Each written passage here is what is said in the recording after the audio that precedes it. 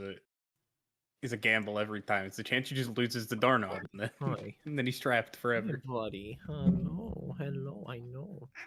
I know you want to give so much love to everything. I know. There's a doorknob. You hear him bonking my mic. The price of Hi, having buddy. a cat. The cat. Isn't that fun? I miss you too, Kohaku. I gotta spin it you on want so to that know. it doesn't just fall off immediately. I should just replace it, but that's work. Kohaku's giving his takes. Haku, what are your thoughts on Witch Hat? Yeah, it is pretty good, huh? No, what do you mean no? Uh-huh.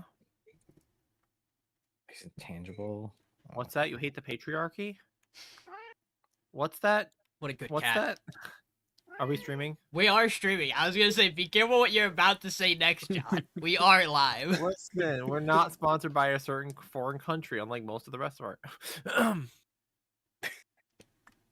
Hi, everybody. This is Haku. He's just gonna talk during the whole podcast. It's his podcast. And then now. suddenly a drone strikes John's house. Bonk, bonk, bonk, bonk, bonk, bonk, bonk, bonk, bonk, and bye-bye. Ow. Good cat. Gave me Wonderful like a cat. fucking terror. He'll be back. How you guys doing? No, he will not. We I'm doing tired. good? Alright. Perfect. Hello, everybody. I drove 4.5 hours from Indianapolis to be here just for you guys. That's not true. You drove 4 hours to get home, and your home happens to be where you podcast from. You were Same thing. still gonna do it anyway, whether you had a podcast tonight or not. Probably. Probably. Session 2. Hello, Iron everybody. Done. We're here. We're live with the podcast. Save or Slay. What? An anime, right? Podcast. And we have, believe it or not, 8 shows to talk about. Do we? I hate this season. Yeah. In the way that you love all of your children, I hate this season. I do also hate my children. True. I like my children, at least one of them. But I'm gonna have a power ranking. We're gonna be talking about episode 6s of all of our shows, and then we're gonna be running through them. We're gonna be giving our thoughts, and then at the end we're gonna vote on the shows we want gone. We're gonna vote to slay them, and we're gonna see how long it takes for one of us to stop wanting to slay all the show, wanting to slay a single show on the podcast, and if we have to have a conversation about what happens if nothing gets a slay or not. Are we allowed to strong arm 7 shows into the finale of this podcast? Probably not gonna happen. But what about 5? Where's our cutoff? When do we decide that a top 4 isn't gonna happen because of scheduling conflicts, but because we said fuck it, we don't want to vote off the 4th place show? I'm gonna say, if we all collectively, without Unionize. communicating, don't vote a single show, I will allow us to not vote something off in a week. Right? However, I guarantee that will not happen. I Because feel the like spirit of Dylan wouldn't hate it. I mean, he's not here. And if I like these shows enough, I might. We'll see. There Um, are definitely weeks I think I've voted nothing, Oh yeah. but Never the first think couple. recently. Never the first couple. I always vote at least something. Out of the fear that the No show matter you how like hard will it- go. true. Like, do you Yeah. trust somebody on this podcast not to go, oh, we're not voting anything this week? Funny, Witch Hat Slay. Like, do you trust?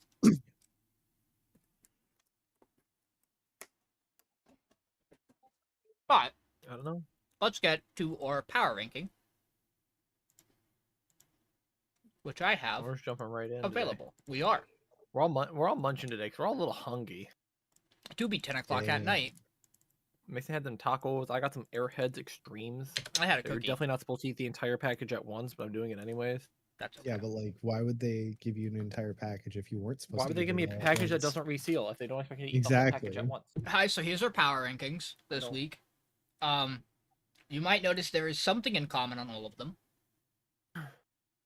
Something so in common that it frustrates me that I don't have the column spacing correct in Mason's column. We're gonna ignore that and pretend like it's not wrong. Wow. Because that really pisses me off. And it's not one line of text, it's 2. How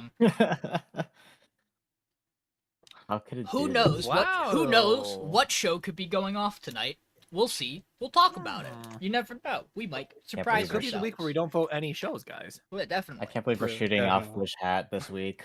Yep. Wait a minute. There's a couple of Wait a minute, guys. interesting bolds on this podcast this week. I have no bolds. Someone agrees with you somewhere. Austin, unoriginal. Yeah, it feels wrong to have any show at 6, and you could argue maybe any show at 7. But that's just the way it is. Let me go get the thing I need. This one. I need this one. I want you to know Akane-Banashi is where it is for me, not because I dislike the show. We'll talk about it. That's the thing that feels worse. It's because he fucking hates the show, actually. It's my Akane placement this week. But first, we're gonna be Basically, I just talking. liked a lot of things, so I Yeah. had to. It just kind of had to drop because of that. We're gonna start the Go witch down there, hat. unfortunately. So, now I will ask for forgiveness because I did watch this while on the road this week. However, it was a Crazy pretty tame decision. episode overall. Yeah. Well, me and Amber watched it. Where did we watch this? We were like in the B&B, I think, maybe, or at dinner or something. At dinner's Regardless. also a choice. I don't remember where we watched this. I actually do not know when we had time to watch this weekend. I think it's when we got back to the B&B before everybody else got there in Indy. But it was a bit of a slower episode this week. We have a little rainy day outside. They're hard at work practicing their little magic circles. Coco's struggling a little bit. She's kind of punting it. And she makes little grunts and grooves, which messes up Agate. Who without asking her asks her to get the fuck out and shut the fuck up. So Coco, being a good spatial awareness person now, decides I'm gonna walk out. I'm gonna make myself scarce here. And she goes down and she's humming and hawing downstairs. And Kiefer goes, "Hey, you're gonna help me make some lunch today. You're gonna help me make lunch. We're gonna take a break at the magic practice. You're gonna help me make lunch. You know how to make the fire mark. Your fire mark's pretty good. Okay, make your fire mark." And using practical application helps her learn how to better create a controlled flame so she can cook these yams. And they have a little dinner and stuff. And Kiefer goes, "Hey, listen, everyone kind of sucks at the start. I hated getting wet, so I just got really, really good at water magic." And kind of shows that off.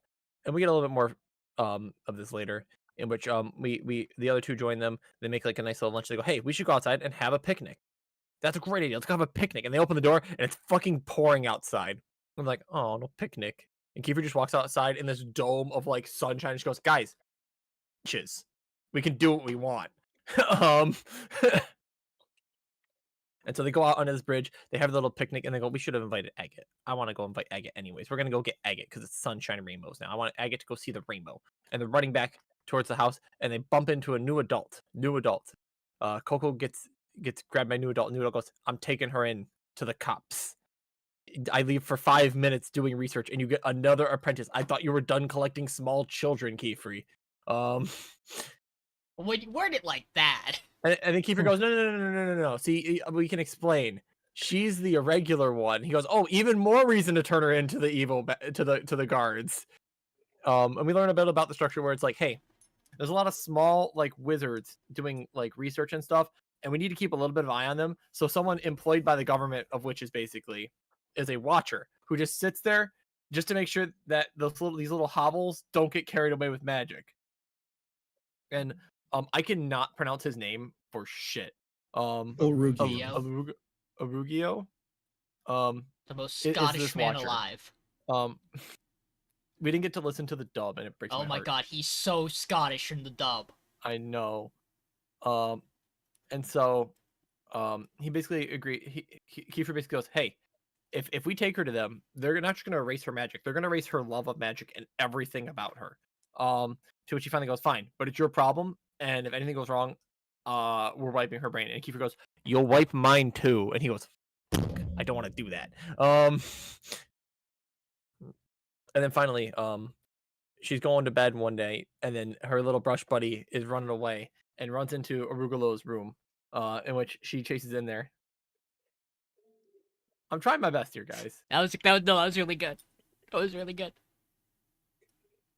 Orugio? Yeah, there you go. That was perfect. There's no L. His study, in which he says, "Did you not see the sign that says do not knock of any means at all ever?" And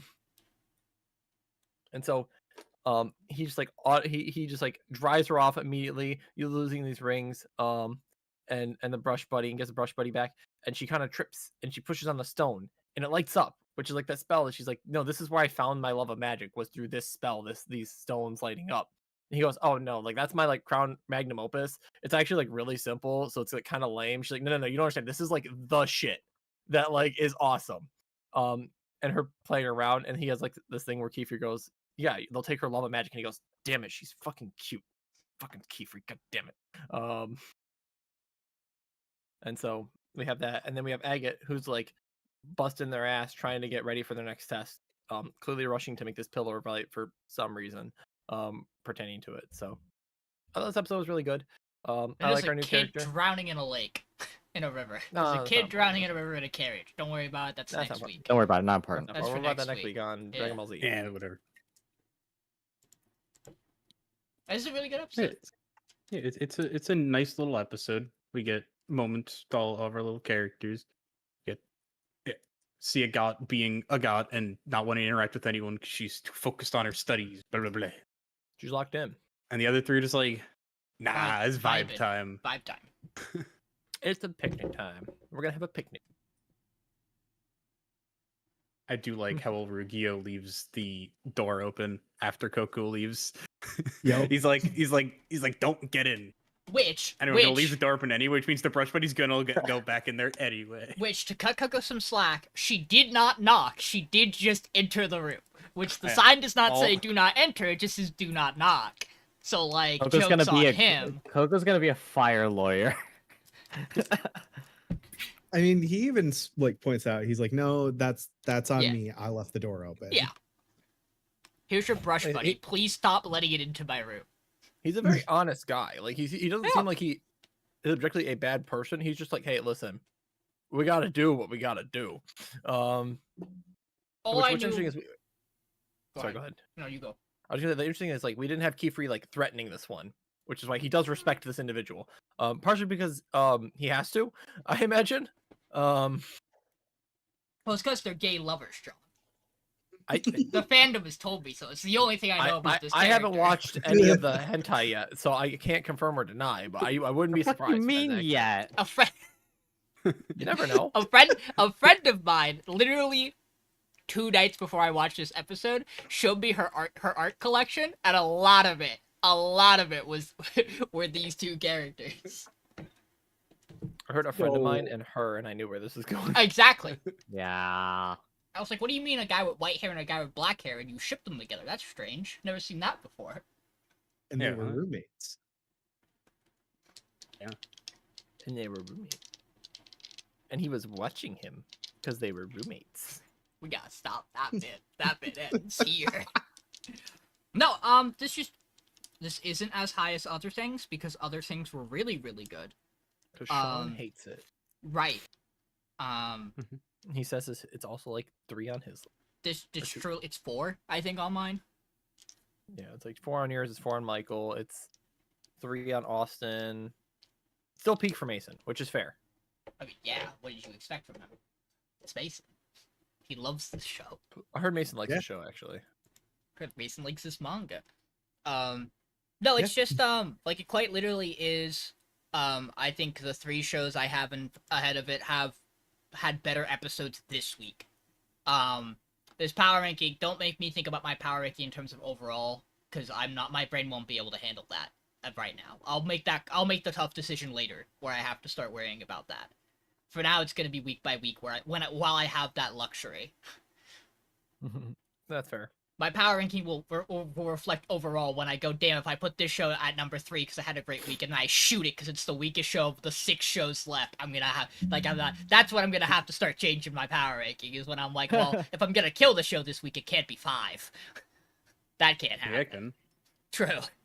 I'm Had a voting really my good number, episode. I'm voting my I number mean, you 1 just- show this week. I Not do for not real. shoot based off the power That's rankings. true. Shooting just happens to align with them. I shoot based I off shoot my by vibe. feelings. The feelings-based format. The enemies I started blasting.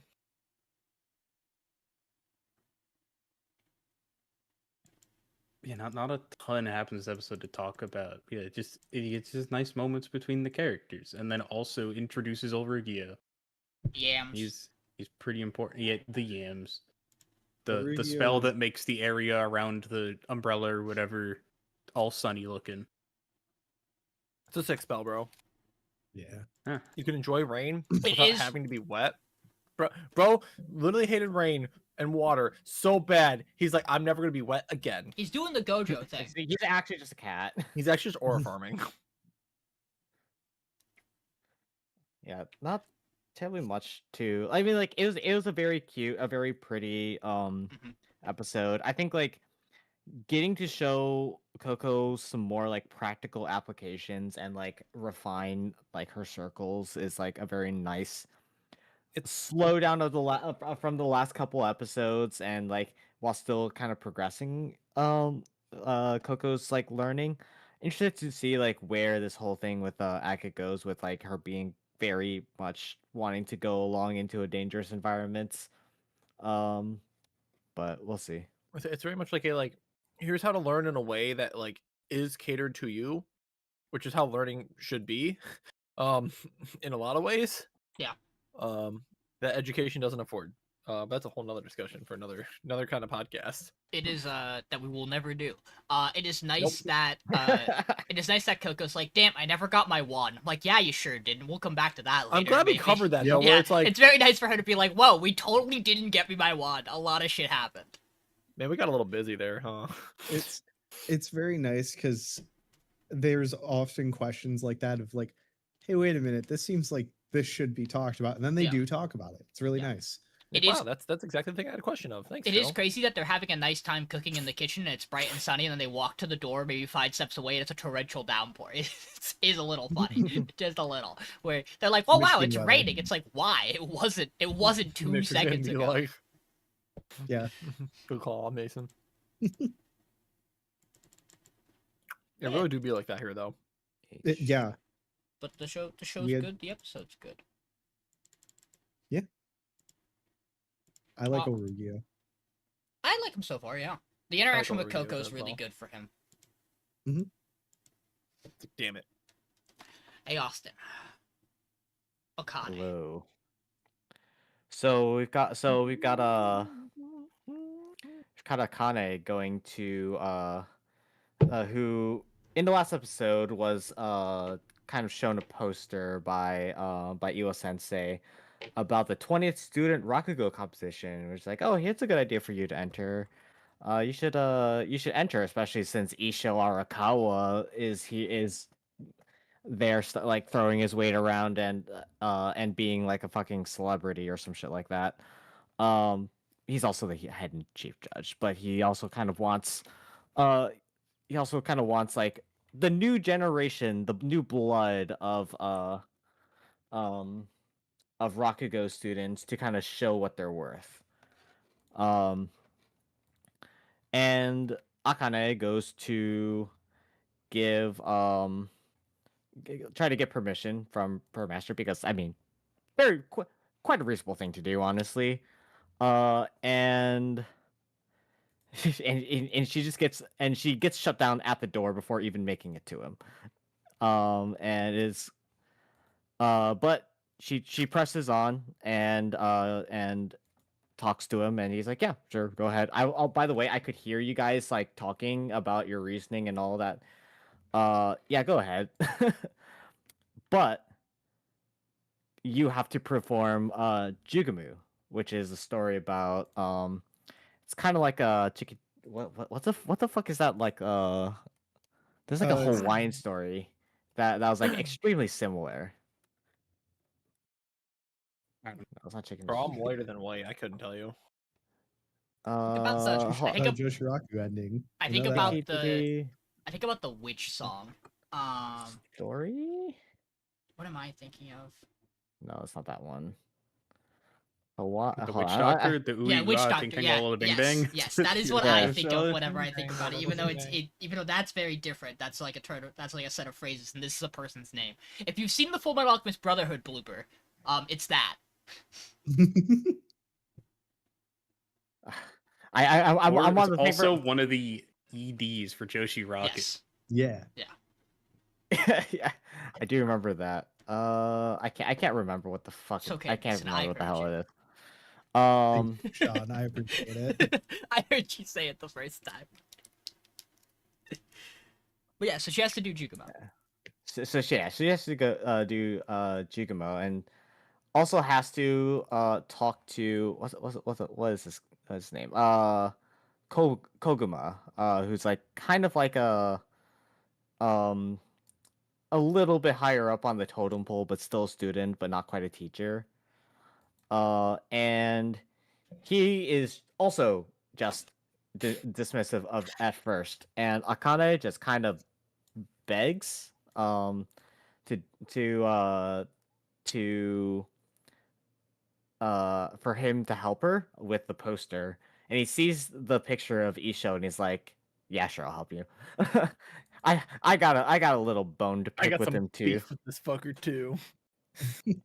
So she just does so he's like, yeah, show me what you got, and she just plops down on a bench in the park and just does Jukumo straight off. Just raw. But and he's like, I meant a recording, but I guess this works too. And he basically gives her a little bit of advice that like she's like kind of just saying the words, but she's not putting enough like enunciation and enough like differentiation in the way that she it says a lot of the words. And a little reveal that he has a little past with her dad, and like not in like a bad way, but he has like respect for her dad, and it has a little bit of extra motivation for why he wants to get back at Isho as well. And eventually she goes to see Kokuma do a performance of the Foxes of Imado, Bouncer. which is a little Yeah. bit different in that a large majority of the story is told through like narrative rather than dialogue.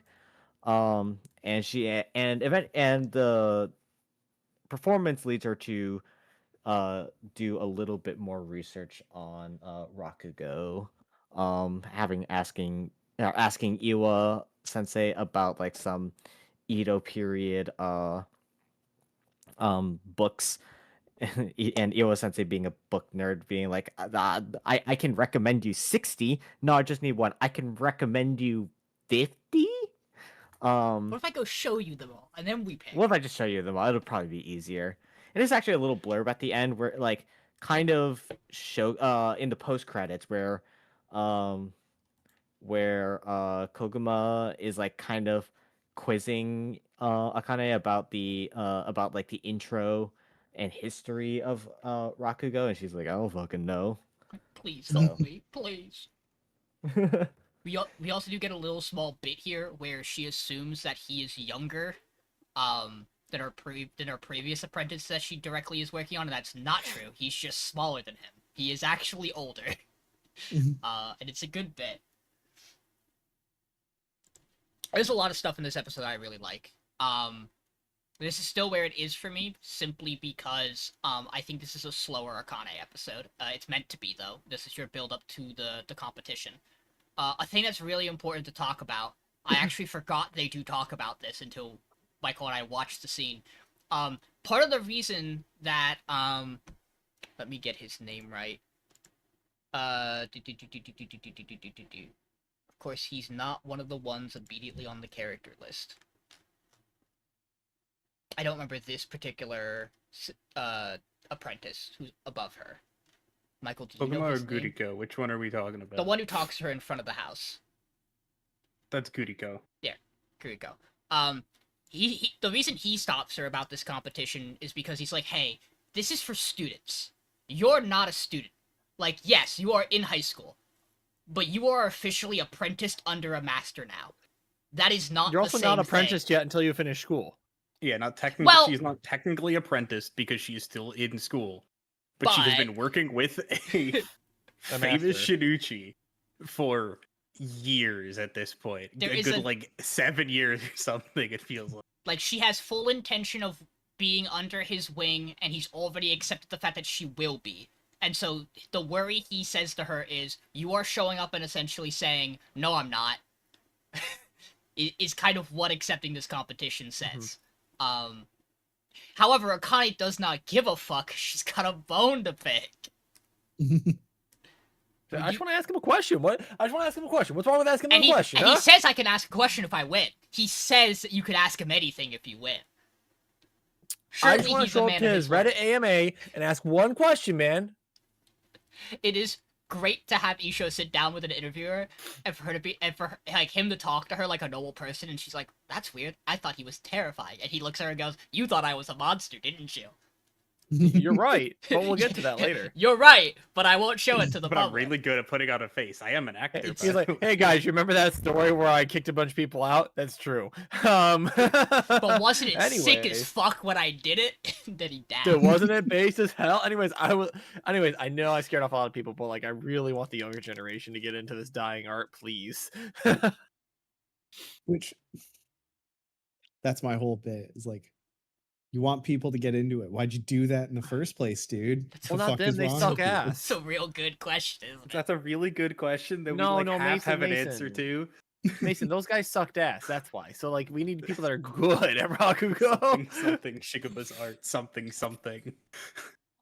I found it. It is Oh, it is Tiki Tiki Tembo. Yeah.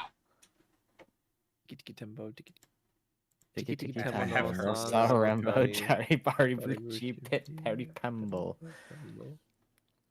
And it's supposedly a story about why Chinese people have short names. We do get some. Have heard of that. we do get That's some very Jugumo interesting that like this lore. Jugumu, because I did Google it afterwards. 'Cause Mhm. I was curious. Is like very similar to that. Like it's the classic like China had thing, and I don't know which one came first, but I can only imagine based off history. China had thing, and Japan saw thing, and then Japan changed thing and said, "This is our thing now." We do get some It's fun very- stuff here. Very funny. One of the other points that they worry about her for is that her master has said you are performing Jugumo at this competition, and she has to win with it, which means she has to perform it twice. She has to, assuming she gets past the qualifier, she then has to perform it in the actual final round of the competition. To the same Kinda audience. throwing, apparently. Well, like, imagine you're reading is a slam poetry competition, and you have like an audition piece, and then you have a main performance, and you do the same shit course. both times. Like, you're on The Voice, and the thing you qualified with on The Voice is the song you play the next week too, and the next week after. Like, it's not a great look. Yeah. Especially if like the song you go on to play is like Twinkle Twinkle Little Star. Like, She's literally just trying to show up to this competition as a high schooler who's going to be like of the same age or younger than the competition, and then come and just smurf on them by doing like baby's first Rakugo like performance, but just so good that it just wins anyways. Yeah, that is like the issue with this. That she is actively going in and smurfing. That is Goody goes down. He's like, you will smurf this competition. maybe, probably. I mean, he does also, but like it's a weird place to be, because he's like, you have more experience than the people here, but the story you are telling is a story they have all heard and performed to death already, even if they are just like Rakugo club goers, because like it's the first goddamn thing you learn. So like, It You is are- the Rakugo you story. you are in an odd, like, they even say, we talked about this, I spoiled it ahead of time, whoops, but I talked about this of like, this is a story that people who don't know Rakugo know, and that is a point they make of like, even your audience who is not diehard Rakugo will have heard this. Good luck. I do really enjoy the bit here that is, you are saying words. Do you understand the words you are saying? Do you know the meaning it has culturally and like in the context of which the narrative scene is playing out? Because that's the lesson here. Is like, sure, you can recite the story, you can know the story, you can make the characters feel alive, but you're missing a piece if you don't know the context for which the story is playing out, and you don't know the reason why they talk the way they do. I do really like what Koguma, what he adds being the Such a fucking fun, nerd. he's such a fun character. He's so I really cool. enjoy Koguma. Yeah, Koguma. Oh, just Also, like that. Why? It's why crazy. As much he's- as I like these other three, the fourth of his students, I fucking love Mikuru, and we haven't gotten anything yet in the anime, dude. He's the "you're gonna fall in love with me" Yeah. one, right? Yep. He's also the Okay. oldest of them, I believe. It's a cold We're working day. our way up. We do get the little flashback that is like, I tie my hair up because your dad told me to tie my hair up. And he looks Yeah. so fucking sick doing God, it. He He walks looks in. he looks baller, dude. It was literally was He's like just ties a hair up. different Oh person. no, Right now, so- he's hot. That part. Every Akane character. Oh no. Yeah, this is not right. Oh no, he tied his hair up and now he's Well, hot. that's not true. I cheating. can think of a couple characters who I True. look at and feel visible disgust. Staring at one right now. We'll get to it. He's staring at the bitch. The Oh, bitch. okay. I see. I see. I don't speak Akane yet. You'll understand one day. Invincible hyper mind. But there you go, Austin. You This were man doesn't worried- need to be on screen for more than like 5 minutes for you guys to all hate him. Austin, you got your S Oh, I tier love it. question. You were like, I don't want this teacher to disappear, and she's not. She's gonna stick around for the Yippee. competition, because of course she would. Why would she introduce the premise to her and then be like, you're on your own, kid? Okay, but Matt's just like, yeah, I don't fucking know what the I don't know what the fuck you. I don't know what the fuck. Have fun. It's the classic, like, yes, I'll be your club's guidance counselor, and I will never show up again. I don't know shit This about is- what you guys do. This is a pretty fucking quick tournament arc, by the way. Like, this is a pretty speedy, let's get into a tournament arc. Because that's essentially what this is. Yeah, it's like, all right, we're gonna do this, and then she's like showing up to like the day one, and you're like, oh, okay.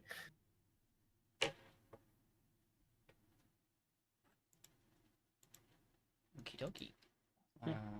There is nothing else You don't about know. Akane. Whenever I hear Okie Dokie, I think about like Lego Star Wars. Oh, I thought you were gonna say the Pokemon.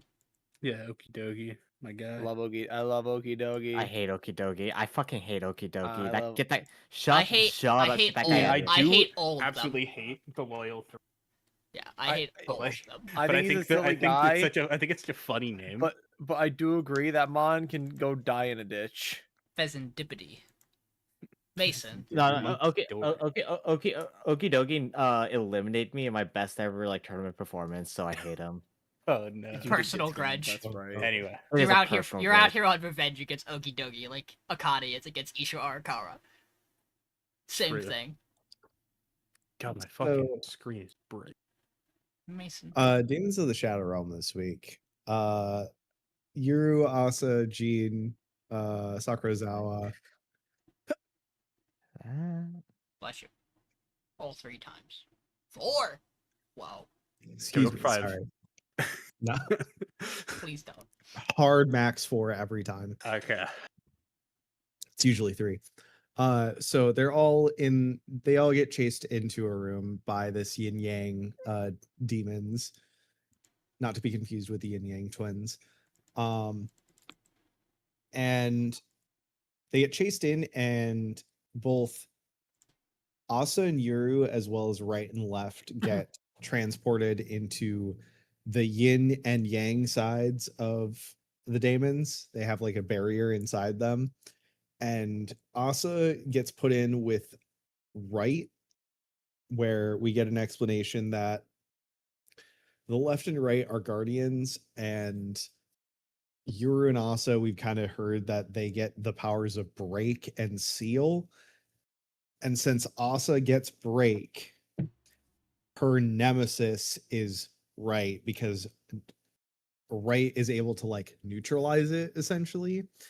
And the same goes for Yuru and left, where if Yuru ends up getting the power of seal, left will then be his like mortal enemy or whatever. They end up getting out because Asa has break and can just kind of ignore things.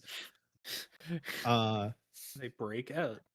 Yeah, she can break out. And also, as they get out, she is able to break contracts with Daemons. Crazy. So, Crazy. yeah, That's wild. cheating. So she breaks the contract with the Yin and Yang and then creates a contract with them and gets them to spit out Yuru and Left, who have just been Yuru's trying to test this bow and get it right for himself so he can actually shoot it. And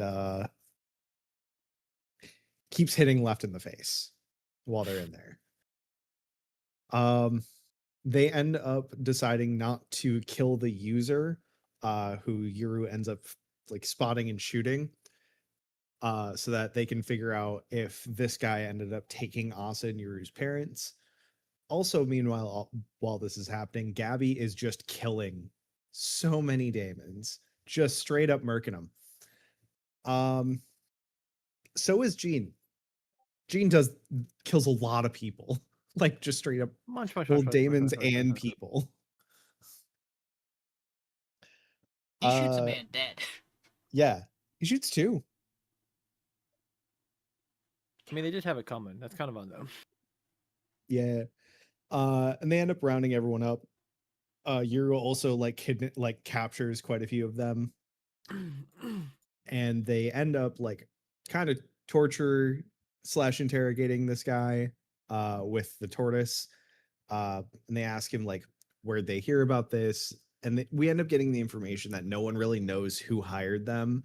They were all just kind of mercenaries hired for this odd job. And the bald guy killed their like squad leader with a crowbar because it is, you know, the best weapon.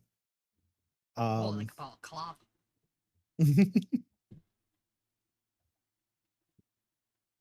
I think that's most of. Oh, we also then find out that after Yuru asks about Asa and her eye, we find out that Asa has been killed once before. Right.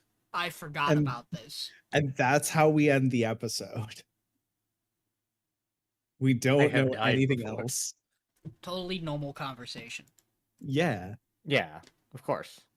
There's also a guy who totally looks like Greed from Full Metal Alchemist who just yeets the fuck out of this combat because he wants no part of it. My thought was Kimberly. I guess, yeah. He has that. He's got a little bit of the.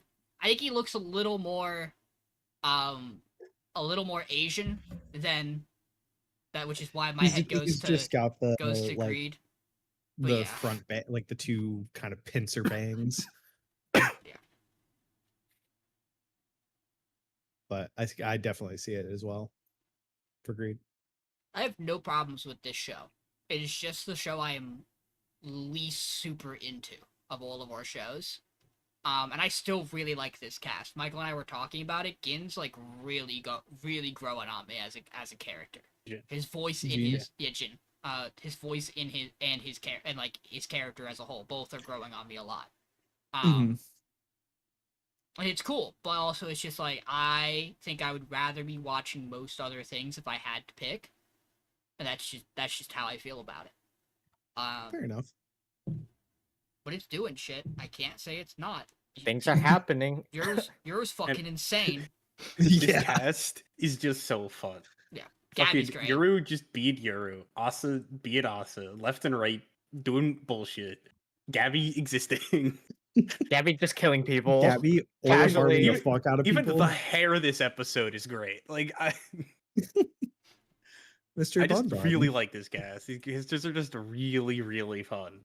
We get a bit during the interrogation where they're like, "What's your Daemon's name, by the way?" And the guy's like, "Why would I name them?" And it's the worst possible dialogue option you could possibly choose. And they're like, Pick the wrong option. And they're like, "Oh, cool. We should and probably will kill you." And Gabby's like, "But I'll hold back. I don't wanna. It's not my place to kill this man, despite the fact that I've killed everybody else in a mile radius."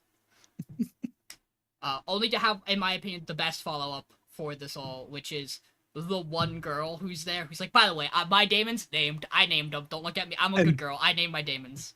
Both of them are like, yep, absolutely, yep. Promise. Please don't kill her. They're in the opening, those Daemons. I'm excited. I hope they stay. I wouldn't be surprised. She's getting attached. I wouldn't be surprised if Asa just starts breaking contracts and has like a Pokemon team style set of Daemons, where it's like, yeah, this week I've brought this squad. Yeah, it was surprising we learned like last episode that Asa seemingly didn't have any Daemons. I was like, huh. Now we know why. That feels really weird in this power system, you know, just like a character in Hunter x Hunter not having Nen. It's like, what are you doing here? Right. But it's because she has to leave her options open to steal them. Yeah, true. She uses the Snag'em arm or whatever. Correct. Nagam arm brother, no. I didn't know you could become a foster parent to Daemons.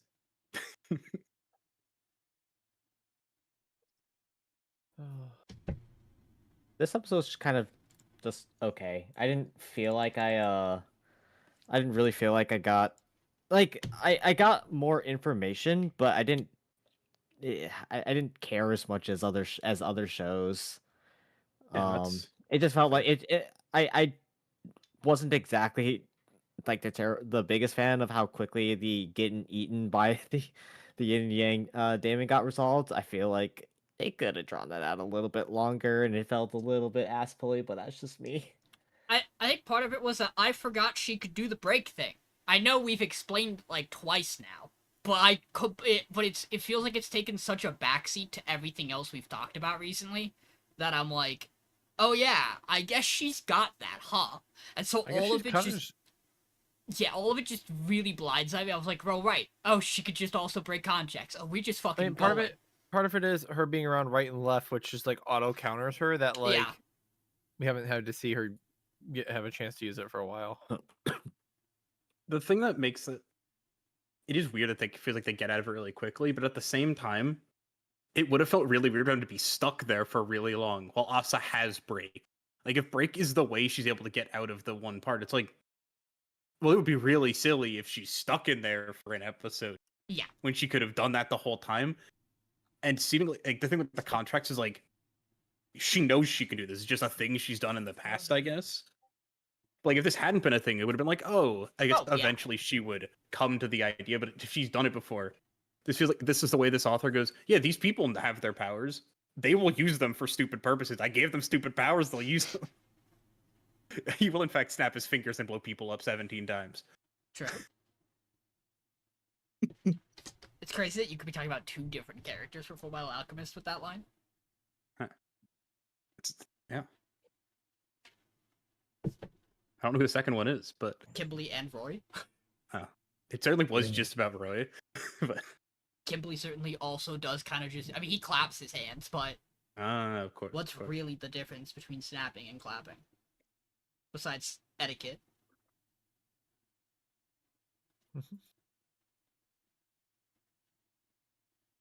I like this show. I think it's fun. I like it. Yeah. It's just I like it. Yeah, it's good. Less. It's a really hard show for me to be like, I think this show is like fantastic, amazing, but I absolutely do still want to watch more. Yeah, right. Like again. Like I think I was talking about Deshaun with this. I think I will. There's not a show here I actively don't want to watch another episode of. Yeah. Like, are there ones where I would want to watch ones more than others? Yes. But I would gladly watch another of all these, and I probably will just still finish all of these out at this point. I'm probably gonna wait if I can keep on top of it. I'm probably gonna wait for Mao to finish, and then I'm gonna go binge it. Is what I think I will probably do, because I think I will enjoy it more if I do it that way. But I think it's fair. But who knows? Stuff can change by next week. This is. I don't even remember where I had Daemons this week. I was like, oh, I put it there, huh? Kind of ended up at 6 because I liked 5 shows more.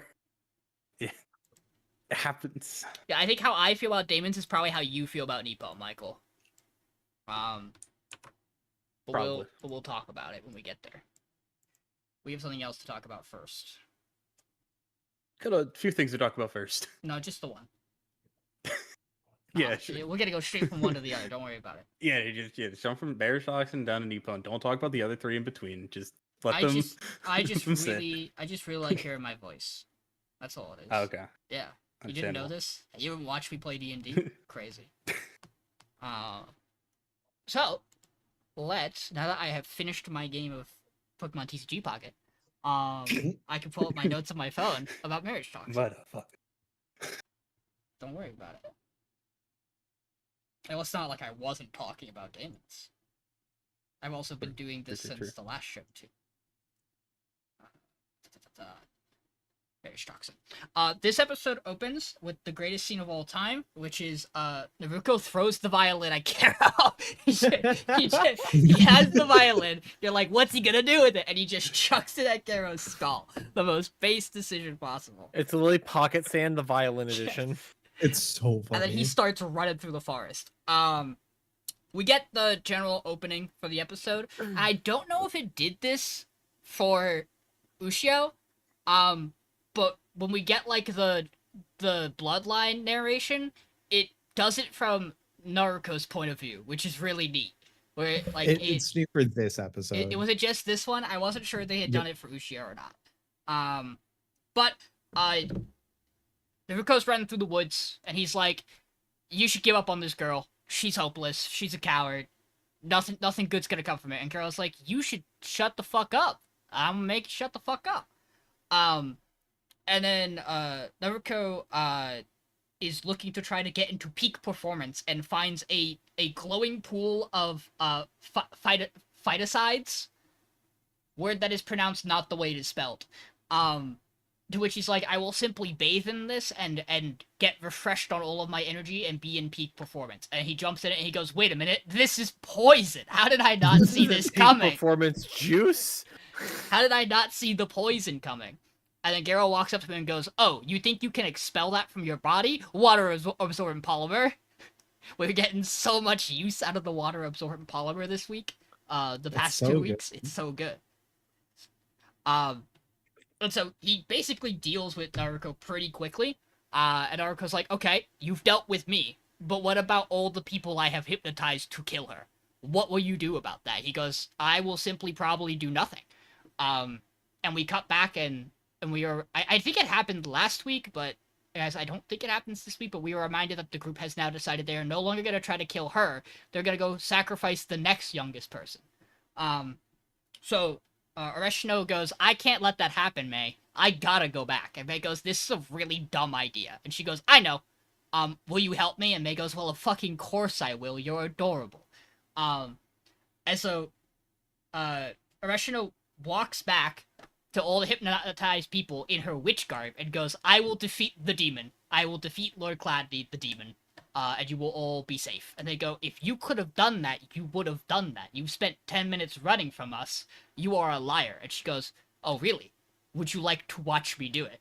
And then we get the sickest fucking animated scene of her using a fire trick off the candle to blow fire towards the giant construct walking towards them, for Garo to then sneak up behind it and destroy it to make it look like she has defeated Lord Cladney. Well, I mean, from what I could gather, it was her fire. It's just he gave it a bunch of like accelerant. He's covered in basically. gasoline.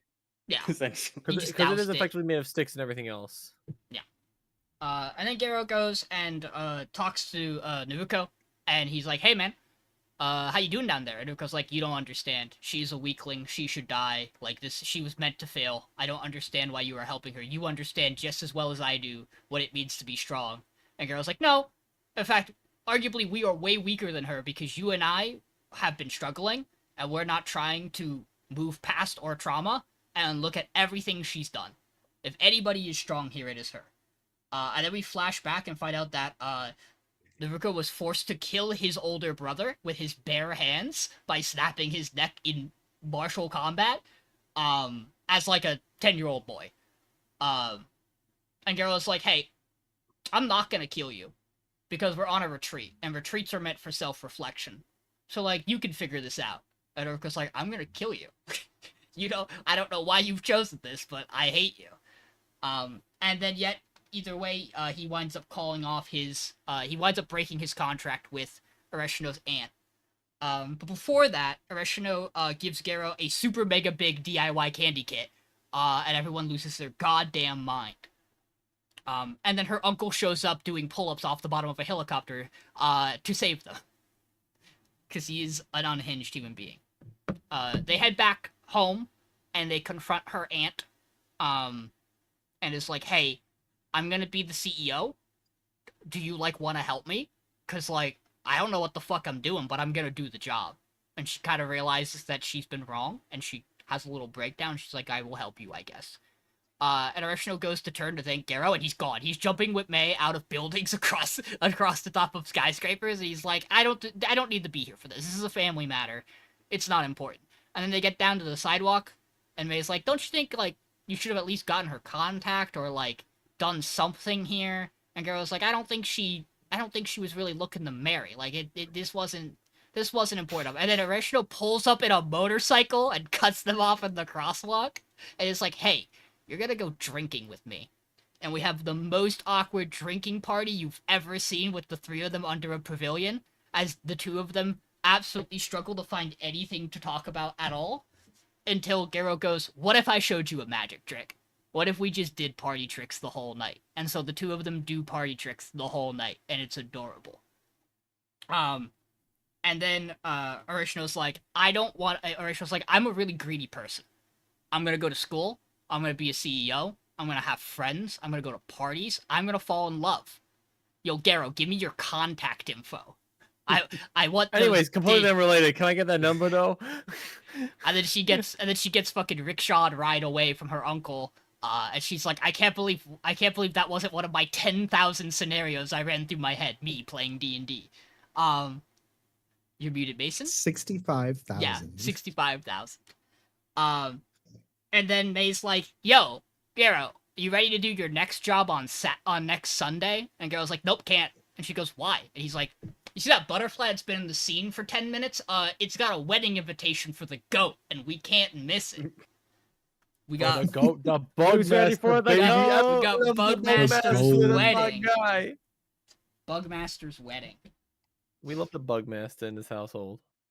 This episode is absolutely incredible in my opinion, with the exception of if you are watching the dub, for some reason Arishino's voice gets trapped in an echo dimension for the entirety of it. Dude, For like the second half of the episode. She's just stuck in her inner monologue voice the whole time. Bro, someone turned the reverb up like to 11 and I was pissed.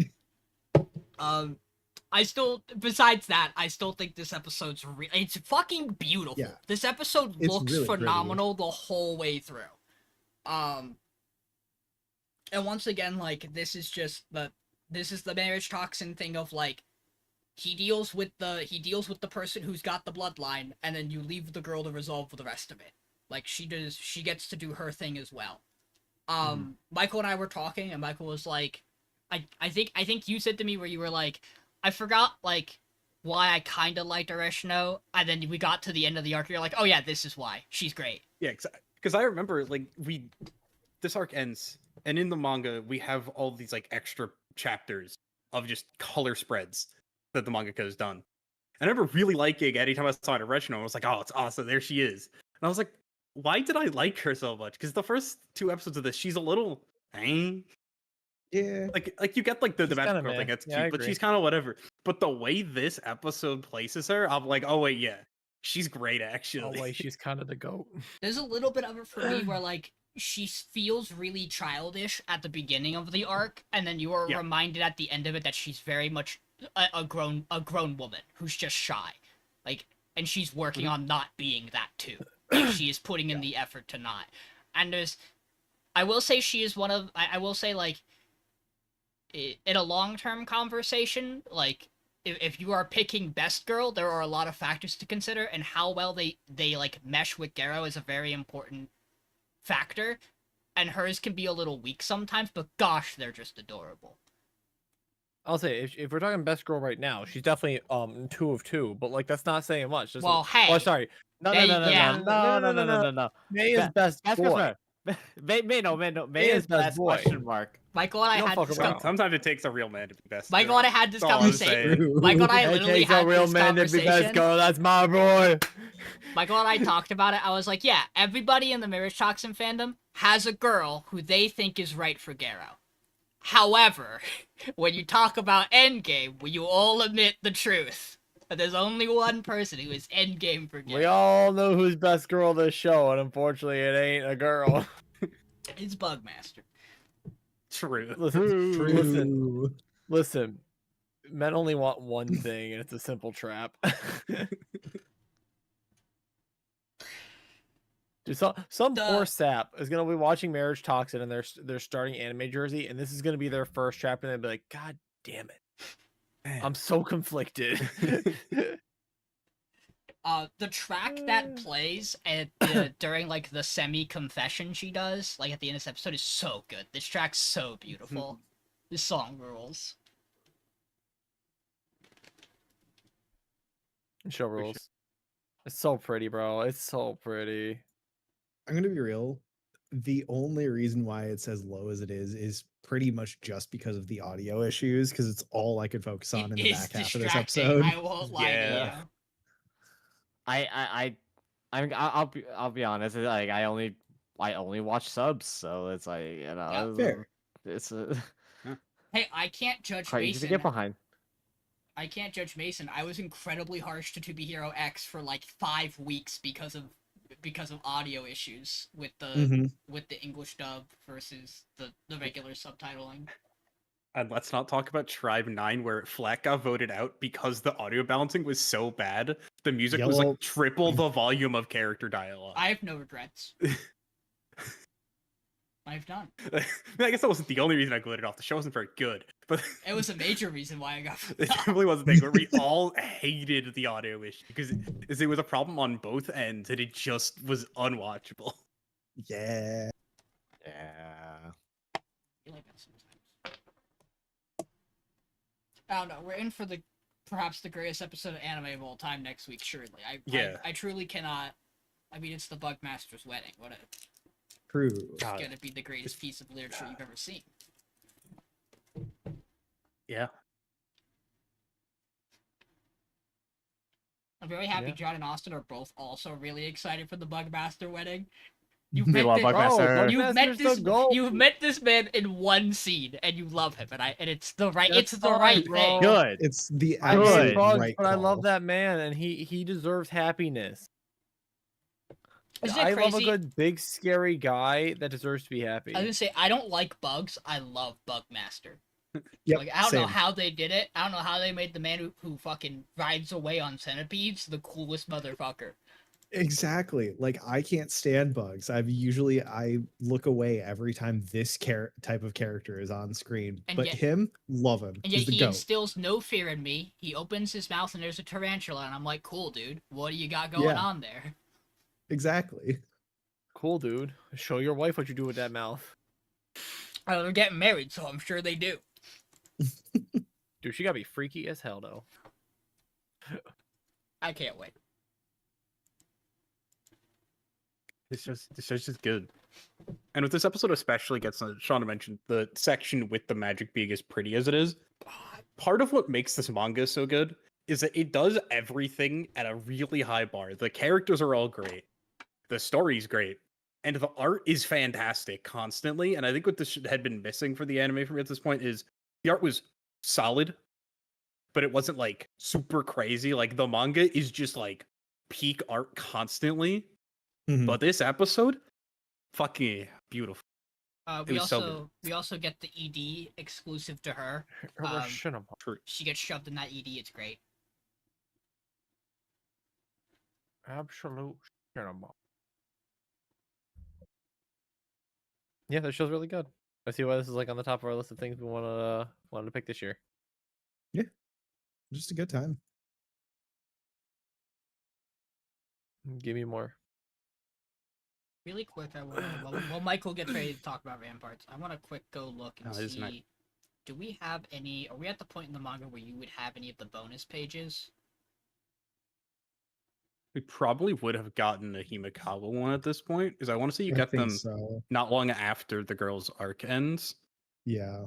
Because I know the one for Reshno is the two of them in like Halloween costumes, and I adore that one immensely.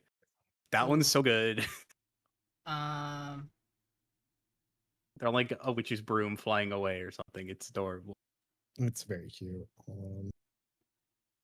I want to say with that one. We do have we get 3 of them. I will send them at some point tonight. Here I'll send you the ones that are. I'll send you the Himekawa. The Himekawa ones. I don't even know Thank you to screenshot. Thank you.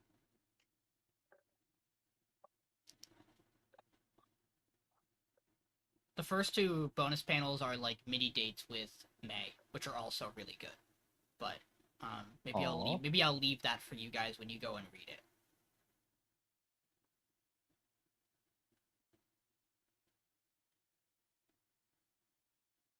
Yeah, it's so good.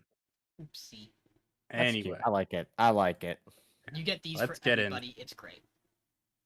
let's get into Ramparts of Ice. Yeah. So this episode picks up immediately off of Miki's comments ending, which the end of last episode was, hey, maybe that whole Igarashi thing was my fault. And we learn, yeah, a little bit. It's certainly a little bit. Obviously, it's not entirely her fault. Igarashi seemingly is also partly at fault here for being a terrible boyfriend, probably. So essentially, what happens is Miki's talking to kind of both of them and goes, hey, Igarashi, or no, I think we got like a forward moment of Igarashi, of her talking to Igarashi about them dating. We got a flash back, like another like 3 days or something, or however long. It's Miki talking to Koyun and being like, hey, Koyun, you should like, you should say, he said he likes you. You just date him, It's really nice that someone likes you. And Koyun takes this as, oh, someone likes you, you should take advantage of this. You should be happy there's someone that likes you. You should take this for what it is, because it's the only thing you're gonna get. Which is bad. That's bad mental. You need help. Igarashi was not the help. Apparently. Yeah. And then we know from the talk, I think, yeah, it was bad. Bad things happened between the two of them. Yeah, the next shot is Minato hanging with the boys. As Minato is, if it wasn't obvious enough from the end of last episode, head over fucking heels for Koyun at this point. Oh my god, he's down bad. He is the most jealous boy the rest of this episode. Anytime Koyun exists next to Yota. Just him and the boys are talking, and He's got the they're worst like, friends. yeah, these guys are assholes. He needs better Yeah. friends. Just At least he has hands the down. dog. At least he has this dog who's the goat. This dog's awesome. Oh no, it's a dog. His friends are just like, yeah, you just like don't like anyone. He goes, no, I like everyone. And they go, that's the problem, because you don't hate anyone. But that means you don't have any like strong feelings towards anyone either. And then he starts thinking about Cody, and he's like, oh, no, maybe I do. Then we get his thing about controlling emotions, because we learn his parents had, or no, not his parents. It seemingly is like an older brother, and one of his parents have a falling out. Sounds like his dad. It's hard to really gauge exactly who's talking, but yeah, it seemingly is an older brother and his dad yelling about something, and the older brother moving out. And we get fucking Minato gets a text from Yota who goes, "Hey, are you free on Saturday?" And Minato goes, "No, I got practice." And he goes, "Okay," and just said nothing else. This leads to Yota and Koyun going on a little adventure and excursion to go meet Miki at where she works, which is a burger place, which seemingly hasn't been open for very long, because Miki made the menu for this place. Yeah. They get there. Yota gets his spicy burger. Koyun gets her avocado burger. What are we doing? What They're is this eating place? burgers. Avocados and burgers. They're eating burgers. We eating big Then bird. we get the cute little thing where Miki's talking to like the manager. Listen, as And someone she's who had like, big "Oh, are these birds two this weekend- dating?" And she goes, "No, they're not. I don't think they are. That doesn't even like feel like I think it's ever crossed their mind. It definitely has crossed my mind that would like for them." And you look at the manager's like, "No, but like they got the whole tall short thing going on." They do be kind of tall and short. Yeah, And Miki's like, wait, maybe I Yeah. ship it. maybe Wait, hold they are up. kind of. Wait, And She- if they start, she and stops if they her- started dating or like started liking each other, I'm gonna be the greatest wingman that's ever existed for both of them. She stops herself. She goes, I will get involved in Koyu's love life again. She doesn't want to be in a relationship. And then she watches him for 5 more seconds and goes, actually, never mind. Forget that Actually, idea. maybe. Forget the voice No, that she's told like, me it's I a don't want bad to be idea. involved. But they are really cute together. They got a point.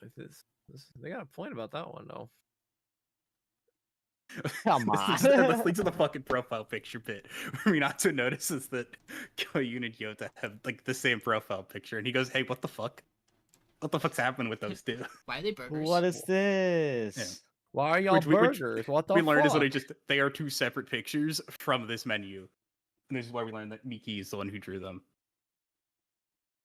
And Yoda's like, Koyun gets appointed to be on the library committee because she's not in any other clubs or committees or whatever. Hi, dog. How's it going? And then we get to meet definitely not the character that inspired Nishi and Hone. Definitely not. Who has way too long of a name for me to remember because her last name was like 12 characters. Fucking goofy ass name. No, sorry, I'm gonna look it up on the list. He is important, probably. Shimajima. That's not that And- long. the first name's a little longer, I think. No, Tsukiko Shimajima, or it's the Shimajima is just enough syllables that I was like, Too many. it's gotta be, every other character in this show has 2 syllables except Minato. Or a nickname. Yeah, because it would be Koyuki, it would be 3. But like, yeah, it's Koyun. It's just, also not having it written out, just hearing it said. I think it's written out for like a second when they're doing the first introduction. I was just like, nah, the name not in the brain bank yet. But she's really funny. She's an little artist. She's a little shy.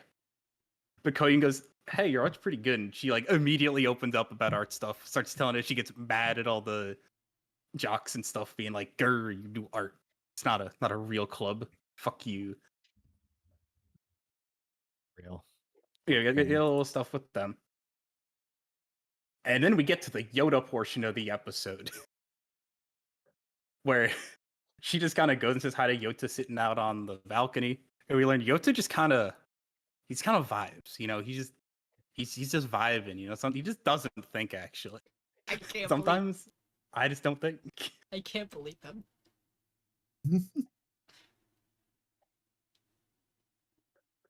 We get the 2 of them interacting there. Oh, we get a little more of them in the library, but whatever. And then we have the 2 of them. They meet up at a convenience store. That's the word. They talk a little bit, and then on the way back, also at some point in the middle of this, Minato, we have like a tiny flash to Minato where he goes, "If the 2 of them date, that's like really bad for her." Which, sure, what the fuck's happened in Yota's life that this is a problem? It's probably just he's very lax about everything. He won't like be attentive or something. I don't know. And we learn Yota is a orphaned child in some capacity where his parents passed away when he was in elementary school and he lives in an adoptive family. Or something of that sort. We're given very little information outside of We know that's not my birth mom. Yeah. My parents are dead. I think he only says his mom's died. But he doesn't mention his father in a context for us to know or not. But the way he does talk about it sounds like it's a fully adopted family. Or Yeah. that he's fully adopted. We'll find out, I guess. Maybe. True. We Yeah, also maybe get the not. Yota goes to like pick her up as she's like falling down a hill, and she's like, "Oh, that felt a lot like when my dad picked me up when I was younger." And I felt all floaty and woo and wee woo. Koyun's little bean. But yeah, a nice little time with all our characters. Koiki's definitely not falling for Yoto, we swear. It's crazy definitely not. because Least obvious shit. it's crazy because the entire episode is framed like she is. Like all the shots are presented in the way Mhm. that you would be like, "Oh, she's definitely falling for him," and yet nothing has clicked for her yet. So it's like there's still technically no progress, which is crazy. I just remembered the fucking after the pickup scene. I won't be surprised if you call me dad after this. Crazy line, Yota. I don't know what goes through this Yoda man's might head. go, The bro. answer's Nothing. nothing. The answer is nothing, but like something has to be happening in there for him to decide to say the things he does. Shoutouts to Minato getting mad at him for being like, "What do you mean you went somewhere alone with Koyu?" And he's like, "I did ask you if you were free." And it's like, yeah, and then didn't elaborate at all after he told you no. You gave him no context. It's the funniest shit ever. Man, they're all such bad friends. I don't think we've seen one set of characters who are good friends to each other. Yeah. Yeah. Like Koyu You know and what? Koyu You know and what? Seem Miki to are be pretty okay. okay. They're okay, but they definitely Yeah. have made mistakes and not talked about it with each other. No. We've got Koyun and Shimojima. This Yeah. is the friendship that we actually Yeah. need from this fucking show. I have this really low. It's not even that I don't like this show. It's just I like it less than Yep. everything else. There you go. Everyone's got one. I like No, this week. I still two. really would have liked to have dived more into the Igarashi stuff. It is killing me we have not pulled the trigger on this yet. Yeah. But like, I think this episode was really fun, and like the way they framed the shots this week, I'm like, you are an insane show to be doing this, and then not actually be shoving the characters together. Like, I feel like I'm watching every interaction between these two from Minato's point of view, where it's like he just sees all the shoujo love bubbles around them. He's like, this is the worst. I'm gonna die. He also has the most real sibling interaction, which is, yo, hey, what's up? Here's a photo of the dog. Send it to me. Close his door. Well, it does not talk to you for the rest of the night until you haven't sent the photo and are in a fetal position in the hallway. They go, what's going on, it's dude? like a minute later. Yeah. She opens the door and is like, I need to get the dog photo. What's going on? That should have been immediate. But Siblings. there's lots of ominous shit in this episode. I mean, the end of this Yeah. episode is crazy, man. Where it's just like, oh yeah, by the way, I'm a foster kid. Anyways, moving on. It'd be We'll really, cover that later. it'd It's be fine. really It's like, bad yeah, if yeah, you my did a mother Yoda. passed. What And does like, that mean? yeah. It's like, yeah, I'm It's over like- it. It's like, oh yeah, I forgot. That's like the normal reaction to that, huh? He's like, oh yeah, What do no, you I'm kind of mean? over it. But like, I mean, if you want to freak out, that's fine.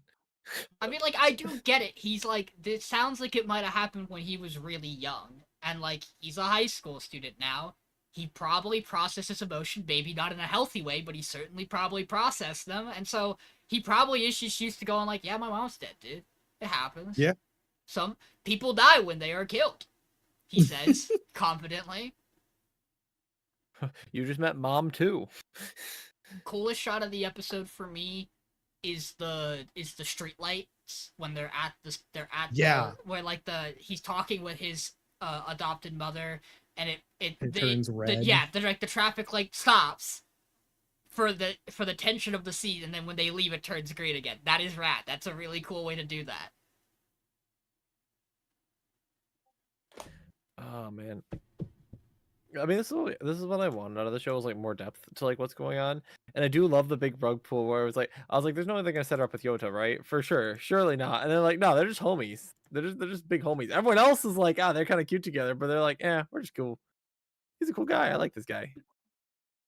Now, the thing is, these two, if they are to end up together, seemingly have a large amount of baggage they need to personally fix before this is even That's- vaguely that's possible. fucking ready. all four of I'm them, so dude. fucking ready. Yeah. Get Not a that s- nice, delicious, nutritious trauma dump next episode. Not a single one of these four main characters are remotely ready to be in a relationship with anybody else in this group. Yeah. They No. all have unhealthy, some kind of baggage. They all have like a particular view of love that isn't conducive to a good relationship. Kind of point. Push it, make it happen. More drama.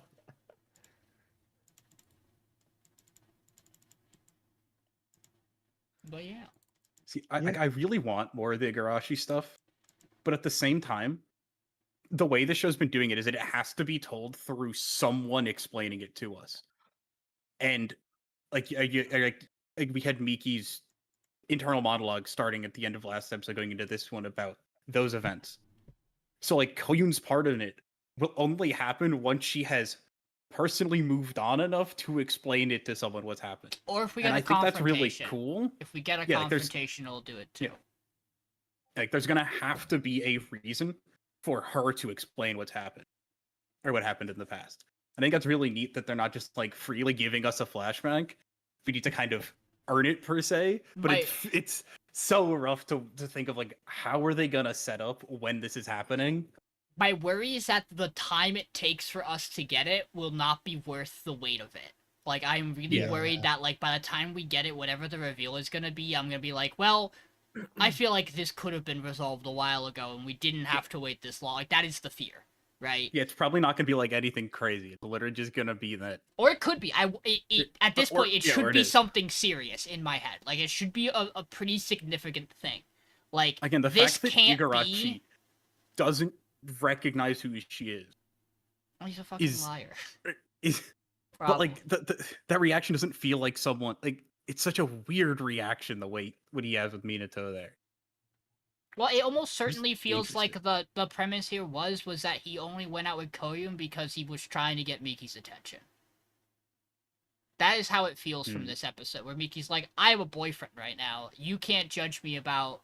You can't say the things you're doing about how this relationship's gonna go until you're in an actual relationship yourself. And he goes, wanna bet? Koyun. Yeah. Yeah, if you're not in a healthy relationship or active relationship. Like, the Igarashi stuff can't end the same way the Suzuki and her boyfriend from middle school stuff ended. Like, it can't be that simple and that quick for the amount of time we're spending on it. Like, it has to be more serious for me, or else I'm gonna be like, this is frustrating, and I don't want to feel that way. But we will see. Maybe we will. Maybe this is the thing that keeps going for the entire manga. Maybe it never gets resolved. Maybe. You just need to find a way to place Koyuki and Igarashi in a room together. And they simply refuse. But John, let's talk Everyone's about... favorite show. Yeah. Everyone's favorite show to watch. Michael does like this show. I like the show too. I'm really sad the show has to It's go really this way. good. Yeah, that's how I feel about it too. I'm all sad and not at this bottom because I'm like, worst case, I just get to go watch more episodes this week. It's Sure. pretty Yeah, good. I have like 3 episodes banked up to watch. Let's fucking go. In a season where there are 3 worst rom-coms, this show slaps. Yeah. Dude, in the season where there's like one worse rom-com than show slaps, let's be honest. In some of the stinker seasons earlier on, this could have been like a top 5 show. So baseball, huh? But here we are. So Maki has some trauma about his parents' separation. That's why he's not willing to confess to Umi right away. We go to school. They kind of talk about it a little bit. He tries to plan Christmas. She goes, I got plans with you already. Not you, but like you, our friend you. To go to some Christmas party that he didn't sign up for because he didn't have friends. So he's like, I would like to not Ralph. do that. Which this was before they met, so Yeah, fair, fair, but rough. still. That's why you do we have 2 lunch sign-up with- periods. Like I said, we have lunch with the class president again as mysterious baseball boy looks onwards from upstairs, who definitely doesn't ask for advice from Maki, which is, again, the worst guy you could ask, but he just happens to be friends with the 2 hot girls in class, so you gotta ask them for advice. And we kind of just get a lot of trauma this episode where he's like talking with his mom about stuff. He's like, hey mom, awkward question. Like, are you okay? You've been smoking a lot lately. Let's see, what else happened this week? I watched this so long ago. He's It's like, kinda like they he's all- like, yo, you want to come over after the Like, after Christmas the party, anyway? yeah. And she's like, yeah. And then the next day they're walking, and he's like, also, I'm hanging out. Yeah, you also just interjects herself. And then we have our baseball boy who, after talking to Maki, gets up the courage and gets absolutely rejected, just destroyed. And everyone's like, ooh, yikes. So Maki, being the one that kind of talked to him before, goes, hey, man, that's rough, buddy. You fucked up, but like, it happens. He's like, it's fine, bro. I just gotta be better next time, basically. Let me now give you bad advice. You should be worried that people are gonna steal Umi from you. let me give you advice that you already know, but it's gonna help push the plot along. That girl you're into is pretty hot, You could almost and say other she's the people might be second taking notice. prettiest. She might say she's the second prettiest, and me being a handsome baseball boy getting rejected by the prettiest, other guys are gonna think they have no chance with the prettiest, so they might go after the second prettiest. So I'm just saying, anything could happen. Second prettiest stocks are up. But yeah, we just gotta have some friend time, and at the very end of the episode, we run into what can only be assumed to be his dad. Oh, it's certainly his dad. While they're out at the mall, which certainly is not going to trigger any trauma at all. That'd be crazy. No. After not he's at finally getting up the all. courage to tell her, anyways, he runs into the one thing that's keeping him from having the courage to tell her, anyways. I'll But be frank. the show's cute. It's just a good time. A whole lot of nothing happens this episode, honestly, but that's okay. I'll be frank. I think that I don't think I am a big fan of his. I am not in the position I want to be in to feel like I can date you. A person told me that I should be worried that another guy might take you from me, so I'm going to forget the thing I want to work on, and nothing has changed, but I will ask you out on a date. Like, I don't really like the progression of that. Because I really do like the idea of I'm a child of divorce. The way I view love is complicated. I don't fully believe, like, how am I supposed to believe that I can fall in love and it's going to last if it didn't last for my parents? That's a very real thing. To have him go, I'm not ready yet, and for her to go, I get that. Like, we're okay. And her to essentially, without flat out saying it, be like, you're gonna be fine, I'll wait. Only to have someone who he barely knows put the idea in his head of, like, you do need to get a move on, bud. And nothing has changed in him personally. I'm like, I don't really care for I don't care for any of his progress this episode. Like, everything else I think is fun and cute. But like, I don't. This is one of those it's one of those weird things with this show where like I am gonna nitpick its writing choice a little. Where I'm like, you don't flow as nicely as I would like you to, especially in comparison to everything else we're watching. You are cool. You are fun. You are a great 7.5, maybe 8 show by the end of your season. Everything else is a fucking 9. I'm sorry. What are you doing here? Yeah. You gotta go.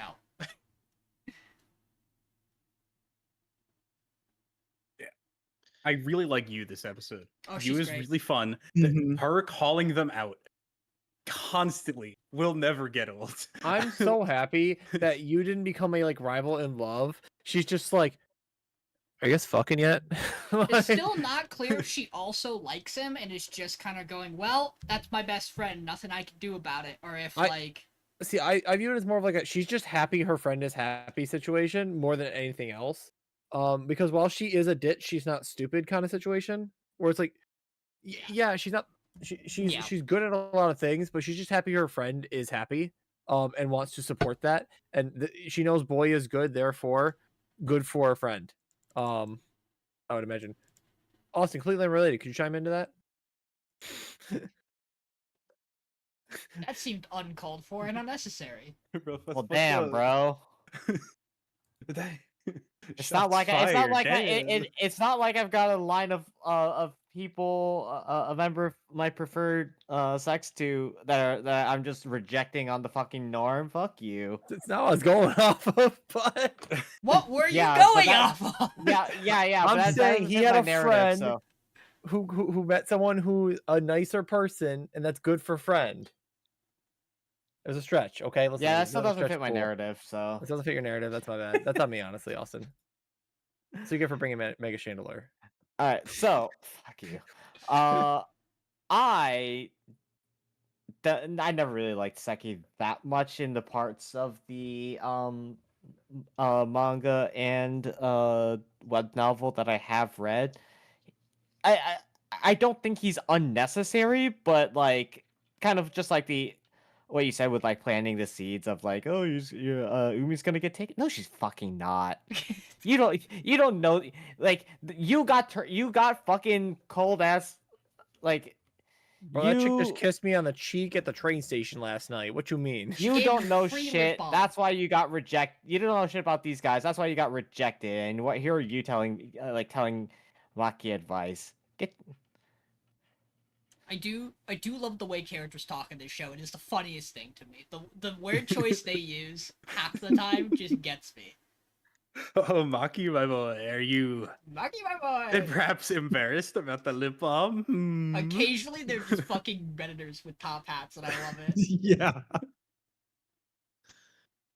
I do really enjoy this. The show's really fun, but yet it is weird that they're doing the thing with him, trying to like immediately rush it because of what Seki said. I imagine this is gonna blow up in his face, and he's gonna try to rush things, and he's not gonna feel comfortable, and then we're gonna force the heart to heart. Where he'll tell Umi why he isn't like saying yes. But I don't like this being the thing that forces it. It feels bad that it's being forced in a way like this. Like, because inherently there's nothing, like, the problem for me is, like, there's nothing wrong with him on his own being like, we should still hang out Saturday to go see a movie. Like, we never hang out on Saturdays.